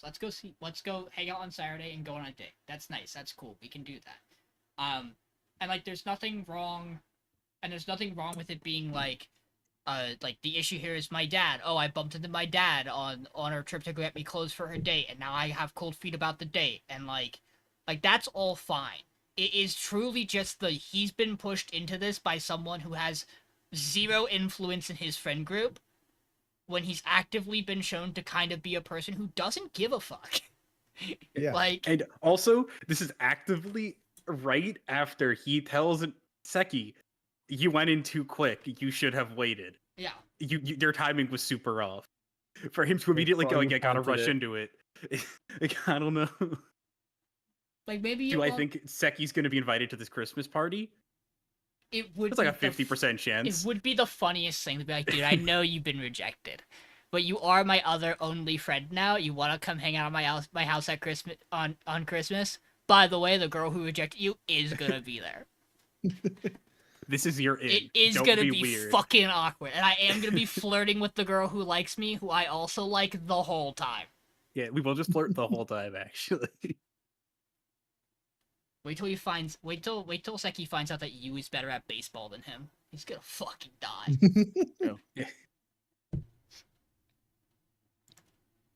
Okie dokie. Austin. Agents. So we continue. I'm just pulling. Where they're just continuing to bring spring over to the land, and Hinagiku gets a little bit tired, so they're just resting by a little lake, and Hinagiku Sakura sees like the spring start to come over and sees the snow, and Hinagiku makes mention of Rose, and Sakura's like, ew, I don't like that guy. And and I mean, yes, except Hinagiku. But we get like and they kind of make allusions to a little bit of allusions to Higiku's like voice patterns, because as we saw from the flashback previously, her childish like pausing voice like manner of speech is completely different than it was when she was younger. And she says stuff like she feels like a little like stranger in her own body, or just like a squatter basically. And then we get to flashback where Sakura's beaten the fuck up and yelling at the spring people that about like basically leaving her to die. And she just goes on a fucking bender, she's like beating the shit out of people trying to find Hinagiku, only for her to come back to the elders and say, oh yeah, and the elders say, oh yeah, we found her a bit ago, and we just didn't tell you because you're Oops. unimportant. It was like And 6 months ago. 6 It's months. crazy. yeah. Fuck Yeah, those guys. because They're you're cowards. not important. Fuck you. she goes to see Hinagiku, and like goes full Dogaza and just apologizes for not being able to protect her, and being very sorry for her. And Hinagiku, and this is where like Hinagiku like shows off her like chronologically her like childlike and pausing speech behavior. And there's a lot of Hinagiku saying, "I want to fucking die. I'm suicidal. Just let me die." And Sakura saying, "Please don't. Definitely don't."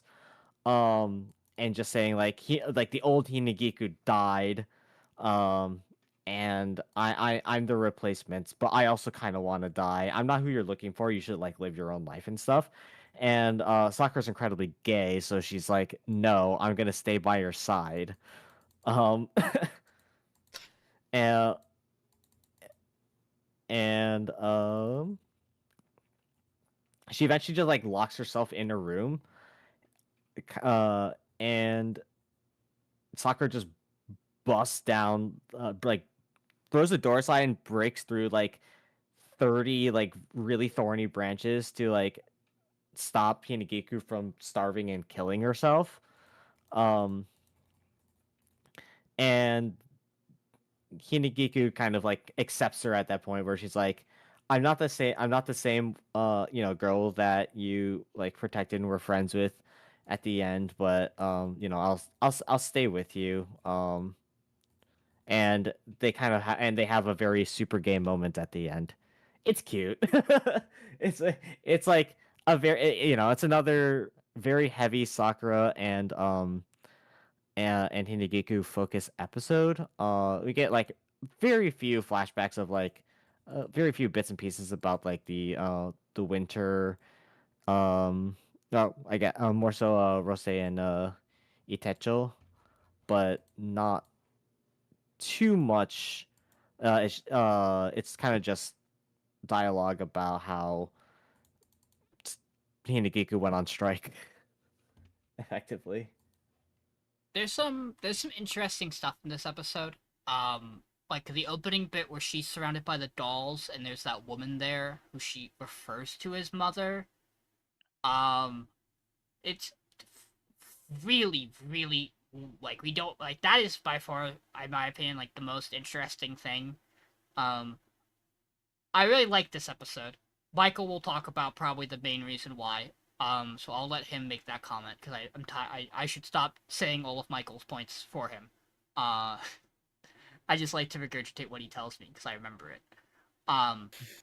Yeah, I don't remember exactly. Well, if you don't Michael's say it, like, I'll that's say great it. because I don't If you remember what I don't say said, it, so I'll it's say fine. it. See, so no, because Beach, I don't know if you smiled at the camera for the exact same reason I did.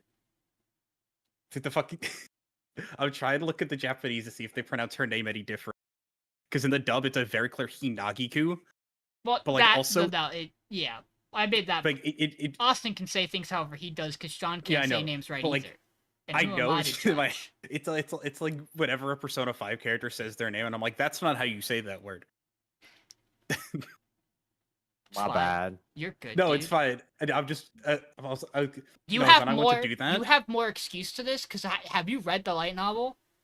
No, I have not. Oh, then you don't. Never mind. Forget what I was gonna say. Because I I was was trying to see like, like how do they say it in the right. Japanese? Yeah, They say it yeah. so fast, it's so hard to pick up on what they're saying. It is insane how quickly they say this name. Like I am horrendous at pronunciation we all are. when it comes to when it comes to like really fast Japanese. So I just say it slow and it sounds terrible. I will tee you up, Michael, for the thing. Just before I do, I think the best part of this episode for me is Hinagiku talking to Sakura and being like, "Hey, you do know that like the way you view Rose and the guy you loved is wrong, right? Like they actually are innocent in this. It wasn't like she literally goes, they didn't do anything wrong," and she goes, "They almost killed you," and she goes, "No, they didn't. The insurgents kidnapped me." Like, and that line's really good. That line's so good from Hinagiku, where she's like, "No, the people to blame here are the people who actually kidnapped me and like did me wrong. Like, is it horrible that people stopped looking for me? Yeah, but like, to hold a grudge against them for all eternity and to think they are the worst human beings is not good for you. And then Sakura goes, that's too bad. I am fueled on I angst run and on anger. spite. Yeah. And it's also, a Rose really and cool Itacho scene. are not at all to blame here. They are both actively were trying to search for her, and were told, "Nuh-uh, almost don't do that." almost certainly were they pulled from their own house from doing it, and they are in a position where they cannot like go on their own and do it. Like it just doesn't work. I think a slight drawback for me, this episode's still really, really good. A slight drawback for me is that I feel like a lot of this episode, that there's just enough of these flashbacks that we had gotten pieces of or had a good feeling of already that I'm like, I would have wanted something else in those places.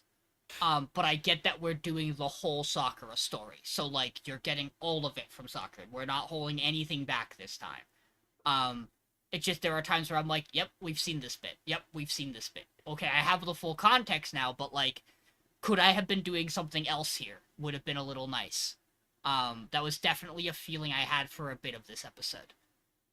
Michael, to tee you up, Sakura, you said a thing about her to be. Particularly the voice acting. And I agree with you. Yeah, we get to the end of the episode, and I go, "Damn, I'm gonna be mad in a year when this show isn't nominated for Best English VA." 'Cause Jesus fucking Christ, Sakura's VA absolutely kills this entire Crazy. episode. So it's so crazy, man. Like, listen, and like Hinagiku's is so good because it's just like so like dead. Like, it's so just like, but yeah. it's like Hinagiku has died. I am just the consciousness that has taken over, so that I can die in her place, and we can just end this suffering for her. That's all I'm here for. And then Sakura just being like, no, you're still you, whether you're this Hinagiku or the other one. You still have the memories. You still have these feelings. Like, you still are you, right?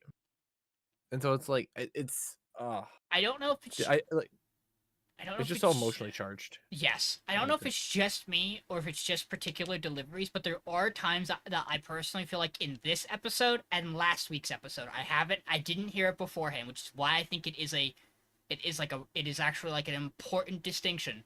There are times where Hinagiku delivers lines and she does not sound as childlike. Like, it does seem like there are certain moments where she says something and it's very, very clear, and it's a very normal line read. And I don't think it's the voice actor flubbing it, or, like, slipping out of it. I truly do think that, like, there is something there in the mental process that is changing.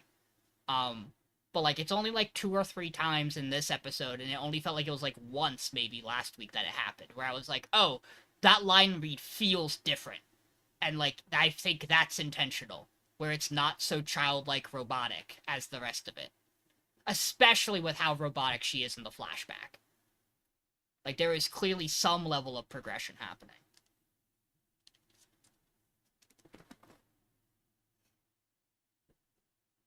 Show's really good. I also really, really like it. It's a very obvious, like, in-your-face parallel, but Sakura running through the thorns, while that was what barred the other guards from getting into Hinagiku in like the previous episode flashback, that she just forces her way through because she. Obviously, it's a different level of thorns. I mean, it was but just a it's thorn. still- It looked like it was just like straight up like trees, like blocking them. To be fair, Like, yeah, yes, Hinagiku wasn't actively like commanding the thorns to fucking boot them out of the room, but like the fact is that like Sakura is the one that keeps pushing and keeps trying whereas the other guys and the rest of the village ring is like, fuck this, I'm out, not my problem. Yeah. It's the working with Hinagiku will cause you pain, and she will force her way through it anyway. It's like wow, look at that, look at her, how gay she is. Also, her talk with her when she first beats her, when Hinagiku has like the dead monocolor eyes. Oh my goodness, that entire scene is. Oh, Michael didn't mention this earlier, and I know we're not on the show anymore. The fucking eyes. Yeah, the thing eyes in in Ramparts. Because you mentioned eyes. They do a thing in Ramparts where the characters who have like black eyes or like dark brown eyes have like an inner blue ring to them. That's really cool, and for some reason we only caught it this episode because there's 2 characters who have it. Yoda's one of them. It's Yoda and the library girl. Yeah. But Shimajima. just because I thought of that because we're here. I did also think about it when I thought about the ice thing. I wasn't gonna mention it because we were on a different show. Yeah, I did. This show's really good. show's cool. I'm surprised how much I'm liking it. I mean, I thought it was gonna be good no matter what, but I didn't think I was gonna be as invested and interested in it as I am. I do just need it to move. Like I need it to move out of flashbacks at some point. I would agree. Like, This is probably the We've line. been on like, yeah, we've hit 2 episodes. I think we can like. I'm not trying to read we One can get Piece. to we can get to the modern day a little bit more now. Yeah, I don't know how much more flashback you can do of these two's interactions before the current events of the story. They'll find a way. Just like in general, like I want to move. I want something to happen that is new. I will highlight the last thing for me, which is the opening scene of her being like, Nagaku, you're tired? Here's a chair. And Nagaku goes, well, what about you? Where are you gonna sit? She goes, I won't sit, it's fine. She goes, but what if I sit on your lap? She goes, fuck, I'm gay. Yeah, fine. It's cool. I'll sit. You can sit on my lap, I guess. Space on Sakura's lap. It's adorable. Yeah, and the line reads perfect for it.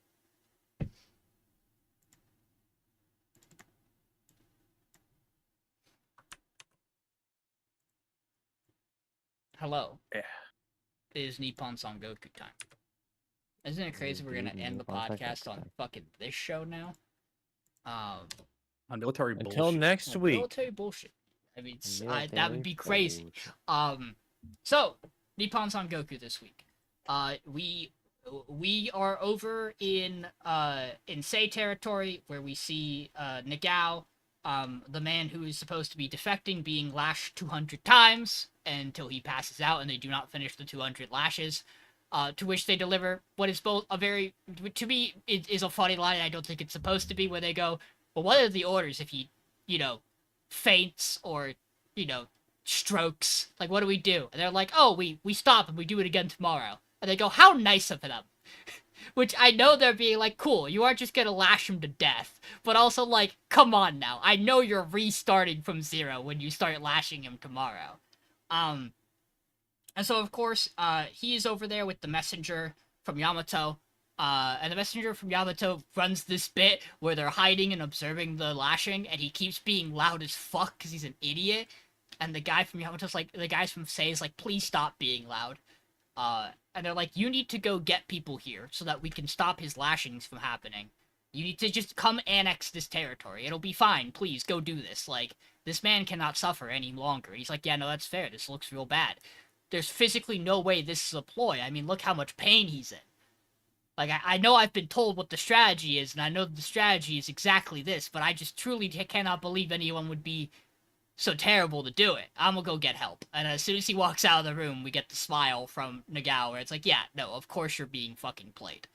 And so we cut over to Baby Tyra, who is being the worst, even though he hasn't done anything yet.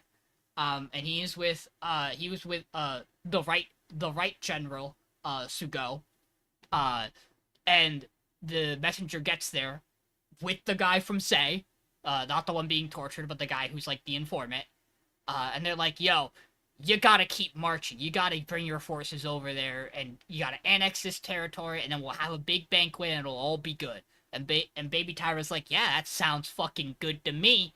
And he looks over at the general, and he's like, this guy doesn't fucking talk. He says yes, and give me 1 sugar cube, please. And I don't like him.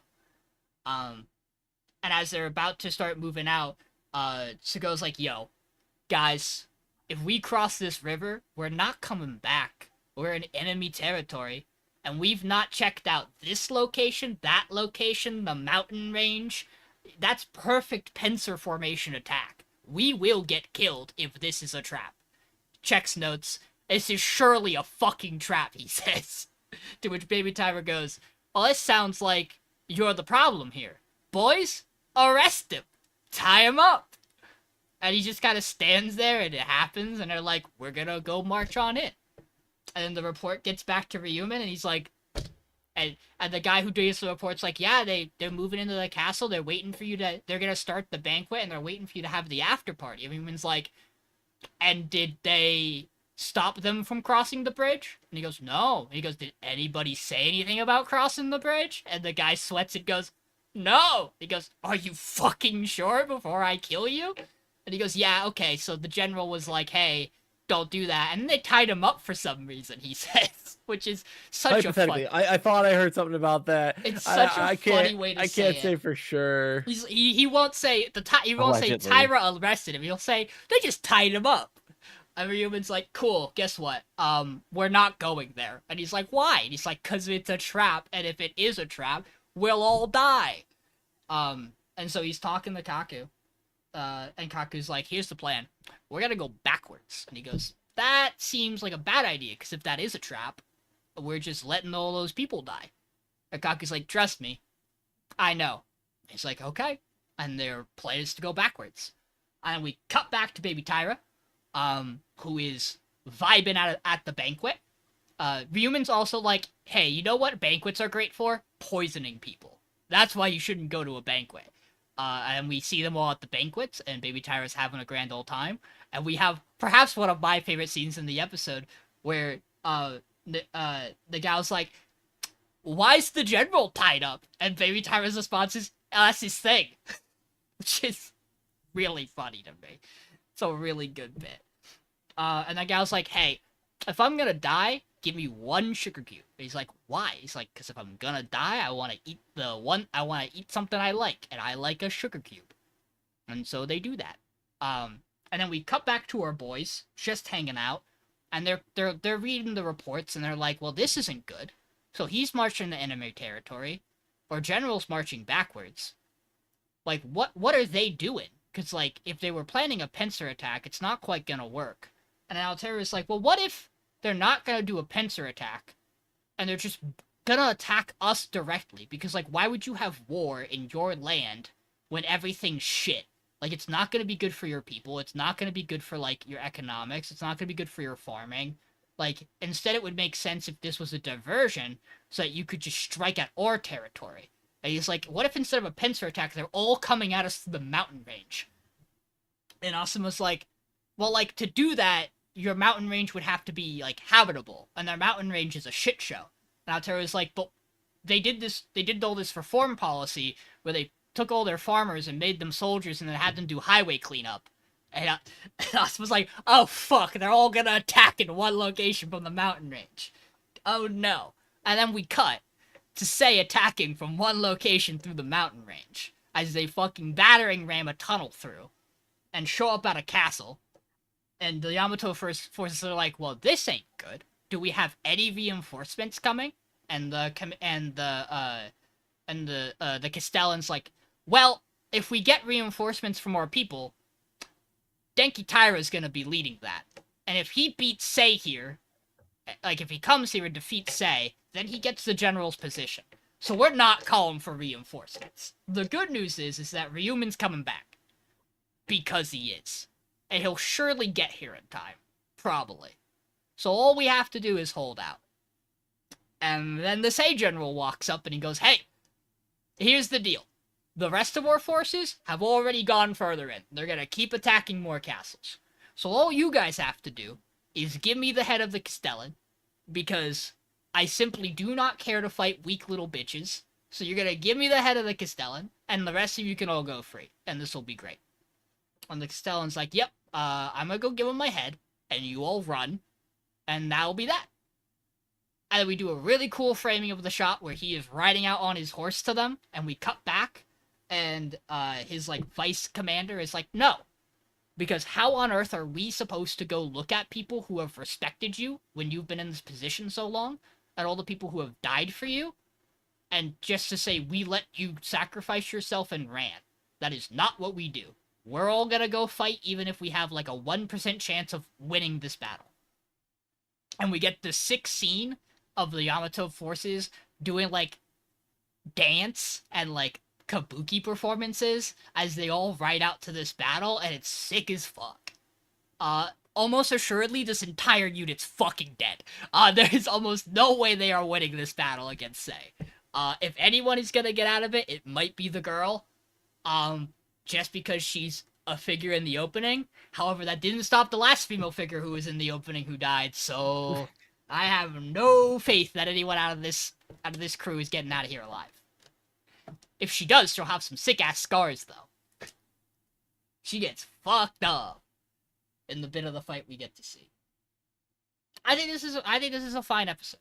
I think like the biggest drawback to this episode is we get very little about Teru and Asuma, and I really like them.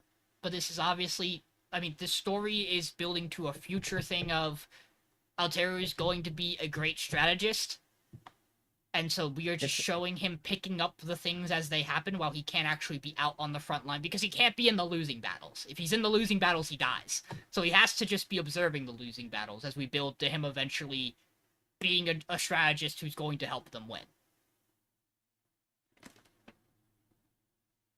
Yeah, and I mean, the war started. We're getting into some big meat. So it's like, you know, this is kind of like the final build up to this point where we've had a much slower last 2 or 3 episodes.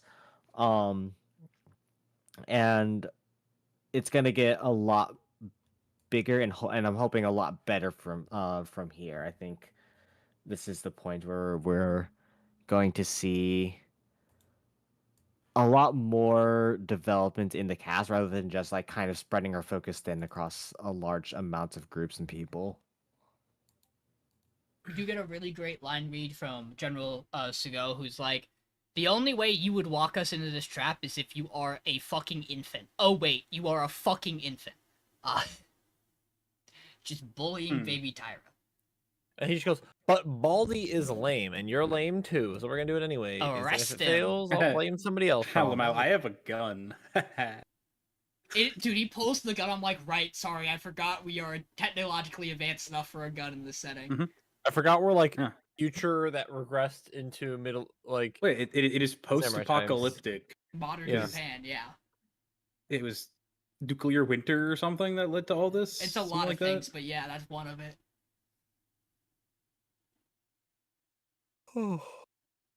I just really like this Yes. show. Yeah, the show is really. I mean- don't dislike anything I get out of the show. I'm just not a huge fan of these characters. Aren't designed to have like super crazy deep personalities in the way Maybe like title literally just went. a lot of other shows are building them. Oh, This show's a yeah. very different type of show. Like I do like what we're getting. I think it's Yeah. neat. I think all the military tactic bullshit we get this episode is really neat. Like I would just prefer to watch other shows. It's very much a particular type of show, and if you're not into this type of show, like, I get it. Like, this is, I picked this show full well knowing that if, like, you weren't gonna get sold on it, this was not gonna be a super diehard show for the entire podcast. And I knew what I was up against this season when I did it. So, like,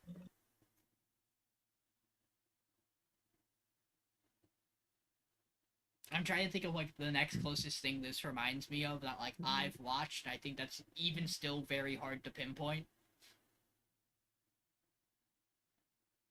Because I don't particularly watch like a lot of hard military tactic anime. That's not really a thing I do. But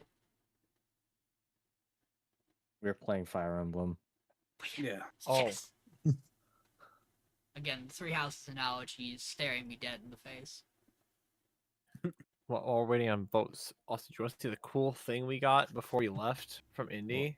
What'd you get? We played a lot of sides today, and Amber dominated Sisterhood again, and so we traded in a lot of our money. We put a little bit of money down, but we got a big box. Jesus fucking Christ. These retail very expensive right now. Is it gonna be a hold and wait, or is it gonna No, be it's Amber. Yeah, fair enough. It cost us $100 after we sold all the packs we got from side events. What's retail? Let's find out. A large number. Are you talking about like MSRP? Or are we talking about like if I sold it on eBay MSRP. tomorrow? Sure. If It I does MSRP, both. the base price should be $70. Huh. If we look at price charting, it price charts out at about $275. That Thanks, sounds right. scalping. If you wanted one from TCG Player, it cost you close to 3.